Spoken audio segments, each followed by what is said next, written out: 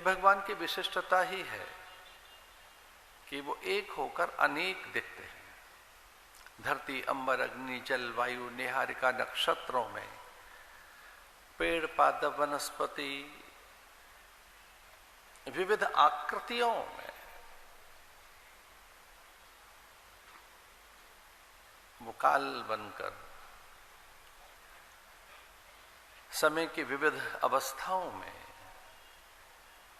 अनेक रूपों में वो एक ही है। अनेक रूप रूपाय विष्णवे प्रभ विष्णवे। कोई एक ब्रह्म अनेक होकर दिखता है पर वो एक ही है। अनेक रूपों में वो एक ही है। अनेक रूप रूपाय, रूप अनेक है पर वो एक ही है। सर्वम खलविदम ब्रह्म, खलु इदम ब्रह्म, वो एक ही है। जो कुछ दिखाई देता है, अहम इदम सर्वम के रूप में भी, ईशावास्य इदम सर्वम यत् किंचित जगत्याम जगत, यत् किंचित जगत्याम जगत, इस जगत में जो कुछ भी दिखाई दे रहा है, अनुभूत हो रहा है, वो आरोपित है, कल्पित है, भासित है। वो भिन्न भिन्न अवस्थाओं में, जागृत, स्वप्न, सुषुप्ति, तुरिया में, भोर, दोपहर, सायं, रात्र, पुनः प्रभात में, वो अनेक ऋतुओं में,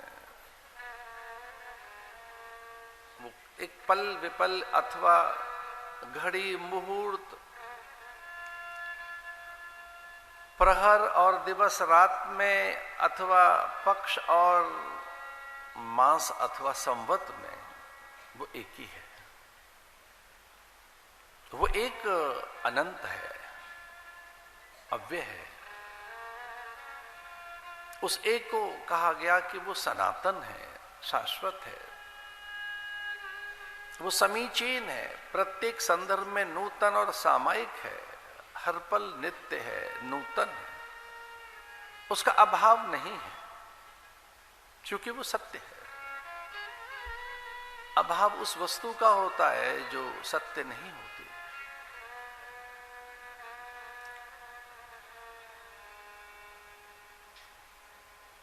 जिसमें परिवर्तन की संभावना है, जैसी सोची थी वैसी नहीं दिखी, उसमें अभाव रहता है। उसे मिथ्या भी कह सकते हैं।